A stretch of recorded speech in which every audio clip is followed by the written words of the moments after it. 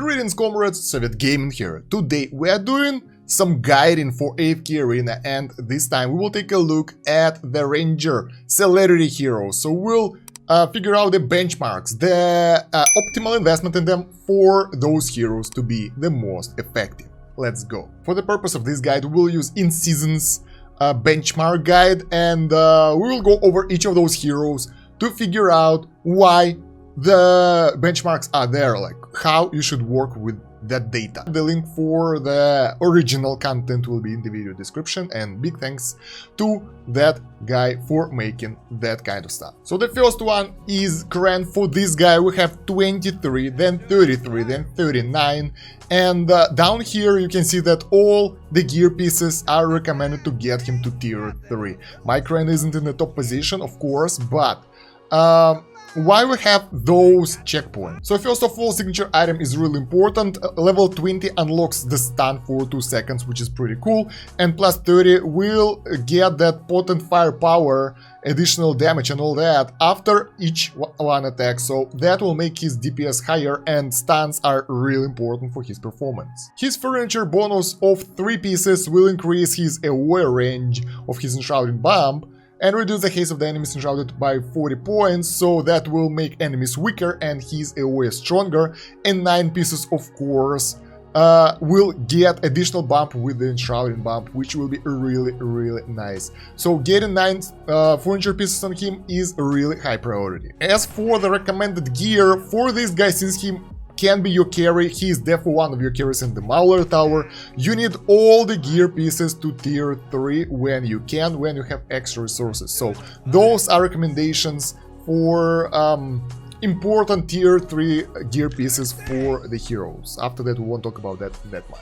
Next one is Eironn. For him the first recommendation is 15-0, because that will allow him to get the haste bonus, not because of the skill. You can use him at 15-0 in 5 pool team. If you're using him there, you don't need to level him up after that, so that will be enough for you. He will be good enough to pull the enemies and die, and then let Lucretia or whoever uses 5 pool do the rest of the job. Although, if you plan to use Eironn as a carry, as an actual warrior in the fight, you would like to level him up to 25-3. 25 will give you additional stat bonuses and some skills already. Plus 30, which will be the next step, will allow him to freeze enemies for 4 seconds, which will be really cool. And in bonuses will be really useful as well, because first of all, this one, Sylvan Oath, will have 100% chance to trigger when Eironn health is above 60%, so at the start of the battle. So that will boost his damage a little bit, and then 9 pieces will increase the damage dealt by Sylvan Oath by 50 additional %. So even more damage. There we go, so Eironn is cool. If you want to use him in the fight, he's a real powerful hero, but if you don't want to, you can use him only in 5 pool teams, so up to you. Next one is Lyca. Lyca is usually used for the haste bonus for your entire team, for the energy bonus. So 0-0-0 is your minimum requirement, and that is really useful for the newer players. If you want to use her later, like for the damage or for anything, you would like to get her signature item to 20. We did that over here. That will increase the damage for every point of accuracy for allies, so that will kinda buff your whole team's damage. Really nice. Next one will give some not really cool bonus, so it doesn't really worth going there right now if you have any other priorities. As for the furniture bonus, 3 pieces will allow her to target 2 enemies with rapid arrows when the first time the skill is used, so that will be really good. And 9 pieces, well, it's not necessary, but I've got it early on. Every normal attack targets the nearest 2 enemies simultaneously. That will buff your damage if you're using her as a damage dealer. So yeah, this one is nice because it will allow you to get a little bit more damage and a little bit more healing to Lyca. Next one is Raku, my man. For Raku we have only 2 steps, 33 and 39. 33 will allow you to get all the bonuses from his signature item, and that's really important because all of those will make him a really good warrior. As for the furniture, 3 pieces will allow his normal attacks to reduce the cooldown of package, so he will eat more, and 9 pieces will allow him to double his ultimate if the enemy wasn't killed. That will do pretty useful damage to the enemies who are tough enough, so that can do quite a crazy damage right here. Moreover, since Raku is your carry, you want all of his gear to tier 3 as soon as possible, so make sure to get his gear right as well. Next one is Ferael. We're moving to Graveborns, and for this guy you want 20 signature item for sure, so it's 23, 29 and 39, those are the steps of your progression, because that will allow you to count enemies and stack that ability by 4 times, and those debuffs will be pretty crazy. Just imagine, minus 20 attack rating, minus what, 30? What, 60? Minus 60 recovery, my god, health recovery. So that will be really good, and plus 30 will make it even better by multiplying it to 6 times. So yeah, if you can stack it up, the enemies are in big trouble. As for the furniture, 3 pieces will allow his normal attacks to cause targets to lose haste, and that's pretty powerful. And when there are 3 spirits, the enemies will be stunned. That's a really good disruption for the enemy team. And 9 pieces, Ferael will use a cursed arrow as his normal attacks every 1.5 seconds. That will give additional spirit on the enemy. So if you can build him up to the maximum, he will be a really good debuffer for the enemy team, and he will also do quite a lot of damage as well, so that's a good investment right here. As for the gear, everything but the boots for this guy on tier 3 might be a good option. Next one is Kelthur. For this guy, that's a totally different story. Like, he is not really used that often in your team, usually in Thorin Cheese to take out the rest of the enemies, because he can be really killed that well. So for him, the milestones will be 0, then 5 signature item, because that will allow him to get the additional stats, and then 15 signature item that will increase his attack a little bit and will give him even more additional stats, and 3 furniture. That will allow him to use retaliation way more often when he is in the spirit form, when he's defeated already. That will make him more alive during the spirit form and do a lot more damage, so that would be pretty cool. Now Athalia. For Athalia we have recommendations of 0, 5, 0, 15, 0 and 25, 9. So what does it do? That gives her additional life leech on her signature item, and 25 points will give you maximum life leech, but my personal recommendation would be getting her to plus 30, because that bleed over here will be really useful, and that bleed will be applied not when enemy will attack Athalia, but when Athalia will attack the enemy. So that can be useful in many adventures, and overall can be good to weaken really strong enemies. So I would advise getting her to plus 30 in the end. That's not that expensive, only 5 points, but that will give you so much of an edge over the enemy. As for the furniture, the recommendation is getting her to 9 furniture. I don't have that yet on my main account.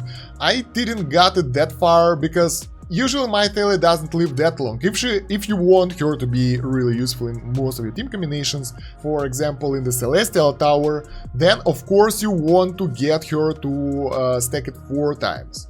Moreover, the damage will be higher, like the bonus will be higher, so that will be good, but I wouldn't say it's a really high priority among all other heroes, so don't stress it out that much. It's a really good benchmark though, so that will make you way stronger. As for the gear, her tier 3 priorities are helmet and the chest piece. So if you want to use her effectively, those will help you to be more alive and well and don't die that early, and use her to the most potential. Next one, guess who? Lucretia is here. Yeah, for Lucretia we have 2 benchmarks, 39 and 35, 9.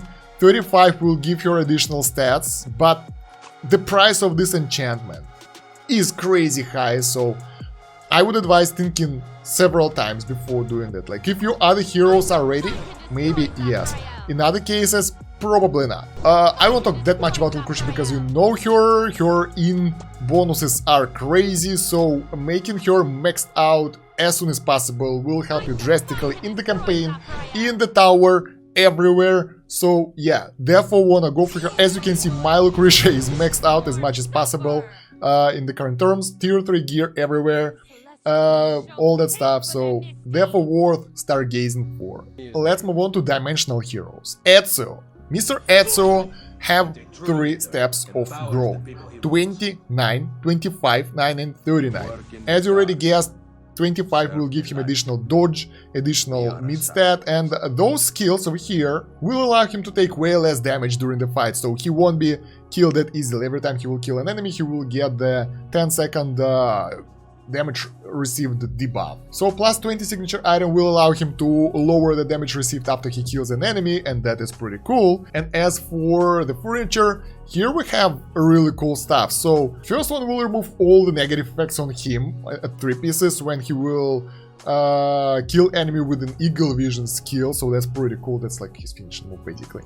And 9 pieces will give him 500 energy at the start of the battle, which can be really cool because he will be able to use that eagle vision and then finish the enemies faster. So when the enemy will go low before they will be healed, they can be one. Anyway, cool stuff and more stats of course, so why the hell not? As for the gear, all tier 3 will be good on him, so yeah.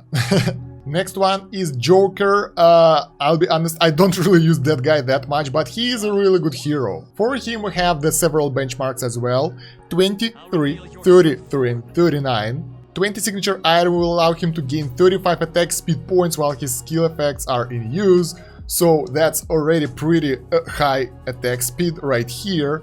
Plus 30 duration of the skill is increased to 15 seconds, so that will last longer, which is pretty cool as well. And his furniture basically gives him additional resist to the control effects from the enemy. And that can be pretty cool, plus 9.